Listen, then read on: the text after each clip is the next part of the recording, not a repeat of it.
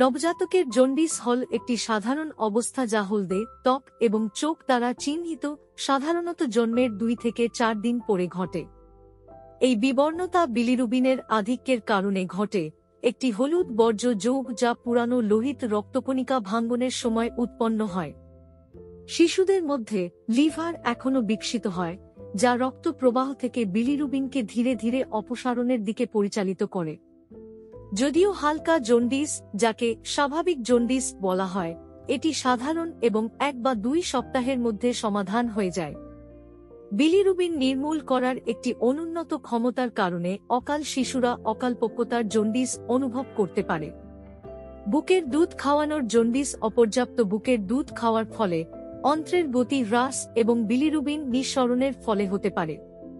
বুকের দুধের জন্ডিস কম সাধারণ এবং বুকের দুধে থাকা পদার্থের কারণে বিলিরুবিন প্রক্রিয়াকরণে হস্তক্ষেপ হয়।